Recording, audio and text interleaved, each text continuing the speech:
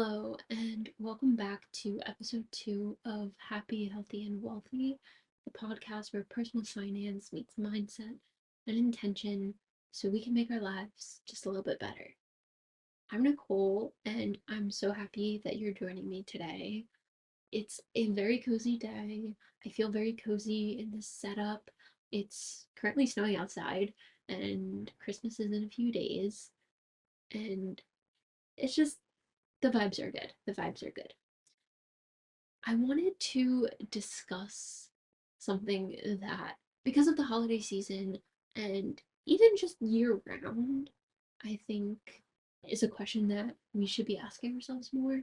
And that is, what do you really need? And how much is enough? I feel like, especially around Christmas, because it's become so consumerized, and even with influencers and brands and companies in our ears every single day, telling us that we need this and we can't live without it and we need to run, don't walk to get the latest trending items. It feels like you can never have enough and you can't keep up with it. There's always something new to buy, something bigger, better, shinier, and I feel like there's just so much pressure and so much urgency to constantly buy things. But what I wonder is anyone actually stopping to consider if we actually need any of the stuff that we're buying?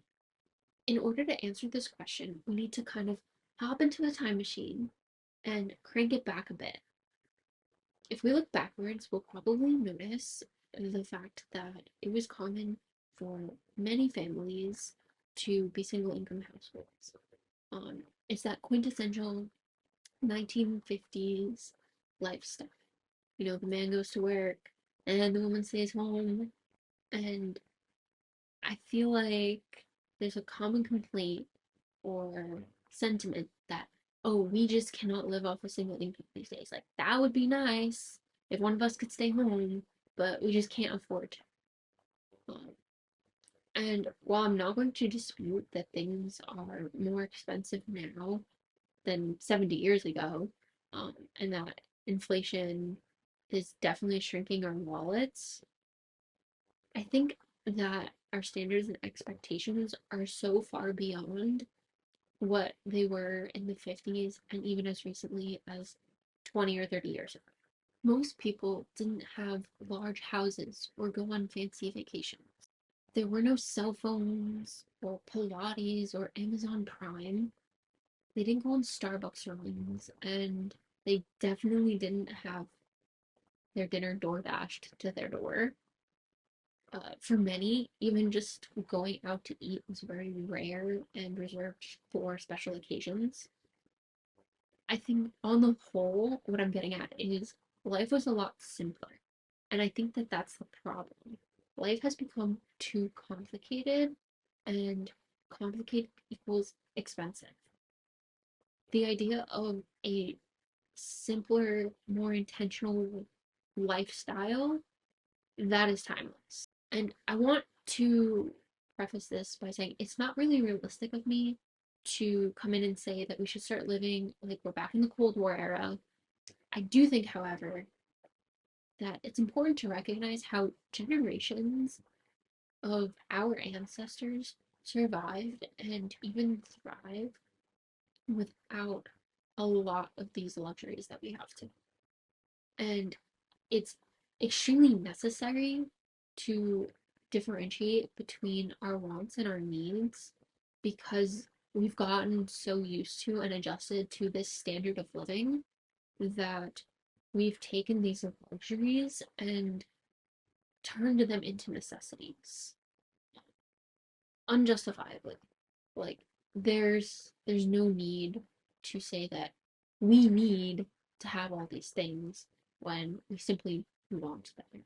And we've gotten to a point in society where we've advanced so much that it would be nearly impossible to live life without some form of technology, right? I think most people have cell phones, they have TVs, they have a computer, But do you really need multiple of these items?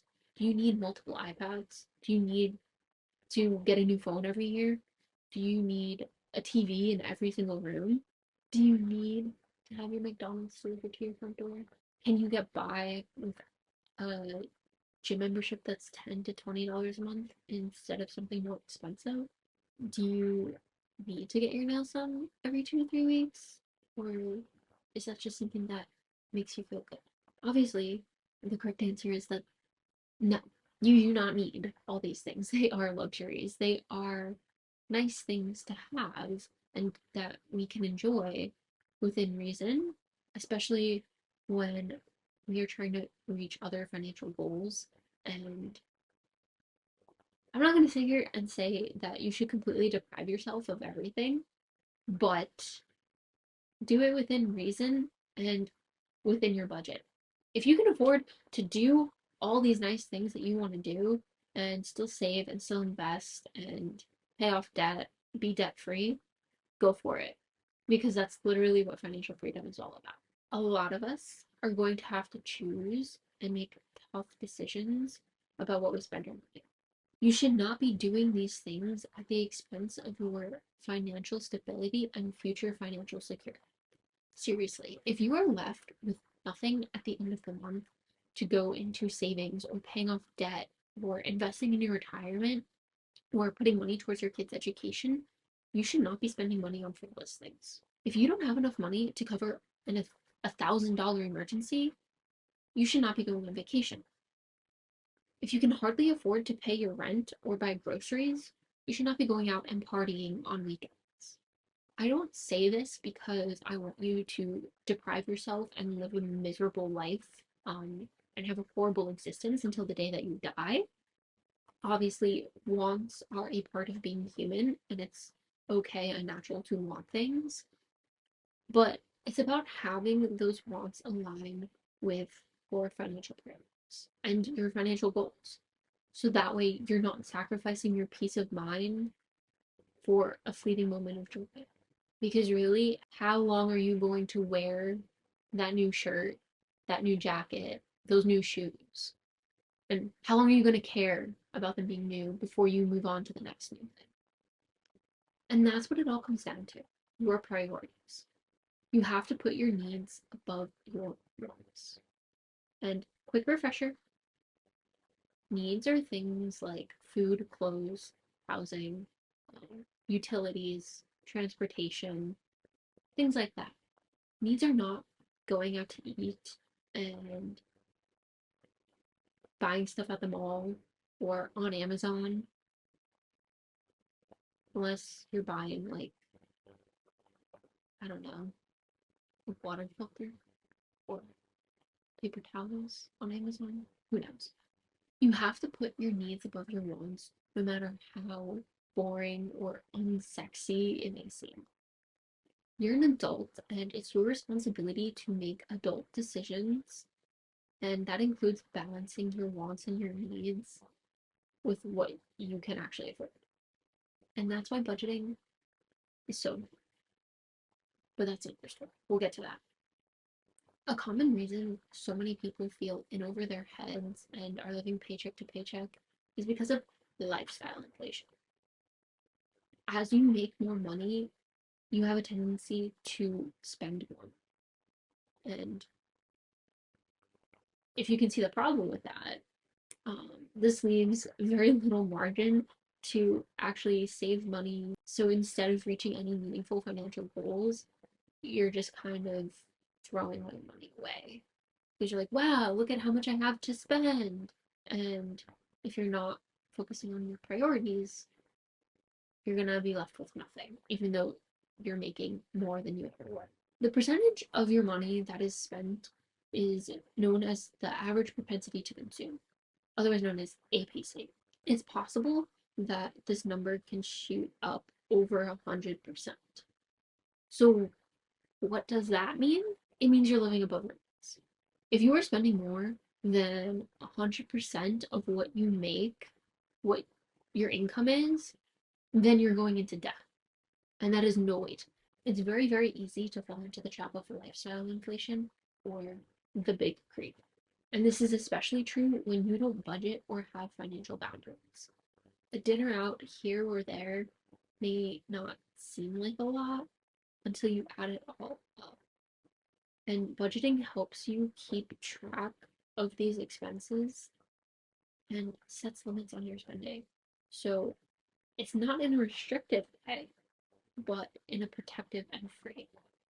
Establishing financial boundaries with yourself and the people around you, because both are important, okay, will also help you avoid the big creep.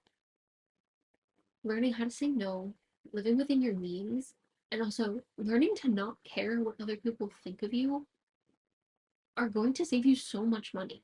Trust me, your financial security is worth a lot more than cousin Jake thinking that you're rich because you financed a car that you can't actually afford. And what is rich anyway? I think that that answer varies from person to person. Everyone is going to have a different definition of what that means for them. But for me, I want to have time, freedom, and financial security. I don't need to have fancy vacations or drive a nice car. I just need time to do what I love, um, not have to worry about paying bills because I know that they're going to be paid, and not be in debt because that's very stressful. There is so much pressure to consume that it's exhausting. It seems like overconsumption has become the backbone of America. Walk into almost any home and you'll find stuff and things taking up counter space, crammed into closets, stuffed into drawers, pushed under beds. We buy bigger and bigger homes to hold all of our crap, and then we buy more crap to fill the empty space in our homes. Not only does this have an impact on our finances, it also has an impact on our mental health and the environment. Dr. Joseph Ferrari, a professor of psychology who studies the psychology of clutter, states that there is a negative correlation between life satisfaction and clutter. It's stressful, and more clutter leads to more depression and mood disorders, which I can totally understand this because anytime my room is a mess, when it's a disaster, when the house is just feeling cluttered, I get more stressed. I get more anxious. It impacts my ability to get things done. And I think that's happening to a lot of people. His interview on Speaking of Psychology, an American Psychological Association podcast, goes into more depth and it's very interesting. I used this to get some more information. So if you want to check it out, I'll link to it in the description. There's also the effect that this overconsumption is having on the environment. The Netflix documentary, By Now, The Shopping Conspiracy, does a very good job of showcasing the impact that overproduction and overconsumption are having on our planet. So I watched this documentary thinking it was about something else, but I did end up enjoying it, and I feel like it makes so many good points. And I'm now trying to be more conscious of what I'm buying because just the sheer destruction that it's causing. This effect extends from companies like Amazon to fast fashion brands like Shein and H&M, to technology companies like Apple. It's across the board. Not only are they using manipulative marketing tactics to get you to spend more of your money, they are generating tons of waste. A 2024 report states that up to 22 million pounds of Amazon's packaging waste from 2022 will end up in the world's waterways and seas. 22 million pounds. That's just insane to me. So, what can we do? I feel like it's really hard when you're just faced with this giant mountain, but I think that the best thing we can do for ourselves is that we need to draw a line. It's going to be a personal line that's very different for a lot of people, but there has to be a line where we say, this is enough. I have what I need. I don't need more. For this, for the sake of our finances, mental health, and our planet, we have to say that this is enough. By defining our priorities and differentiating between wants and needs, we can parse through what's actually important. If we want more beyond basic necessities, which, to be fair, we're human and we're always going to want more, we need to be mindful and act with intention, not just pure emotion. So, because I'm the best ever and I love you, I've got 4 practical tips to stop overconsuming and spending, aka wasting so much money. And you can start these today. The first is to buy secondhand. Facebook Marketplace or thrift stores allow you to save so much money and give new life to a product that's already been. There are even groups on Facebook dedicated to giving free stuff away. I'm a member of one actually, and it's just really amazing to see what people are willing to give away for free. And this is great because you don't have to spend any more money. The second tip is wait at least 48 hours before buying something. I will personally write things down in like my notes app or keep things in my Amazon cart and just not buy it, wait it out a little, maybe 2 days, maybe a week, sometimes longer, to be honest with you, because I forget about it. And if you forget about it, you probably don't want it that bad. Doing this reduces waste and also saves space in your home so you're not buying things that you're going to end up not using and then you'll have to get rid of it anyway. The third tip is something in, something out. So I will do this quite frequently. If I'm getting something new, I will find something else to get rid of. So this keeps too much clutter from accumulating. So you're not just stockpiling things, you're kind of keeping a flow going. And it also, this is a big thing, it forces you to examine if the thing that you want to buy is worth getting rid of something that you already. And if the answer is no, then why would you buy it? So, case closed. The fourth tip is borrow from a friend or family member.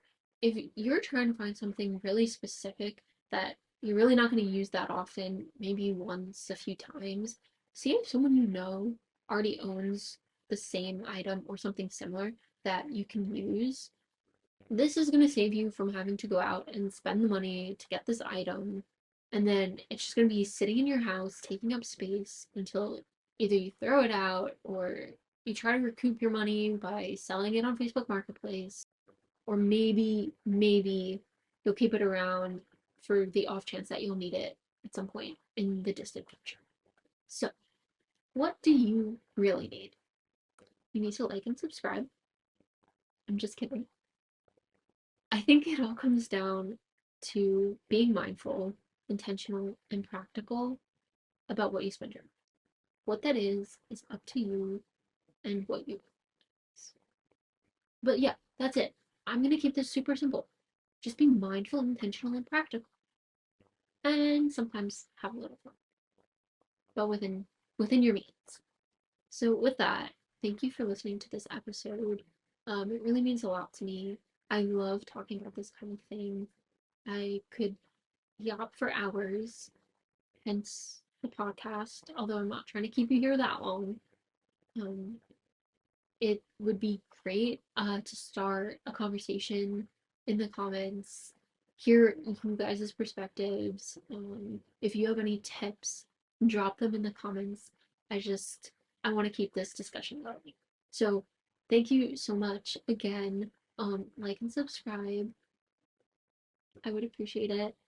And have a wonderful week, and we'll see you next time. Bye.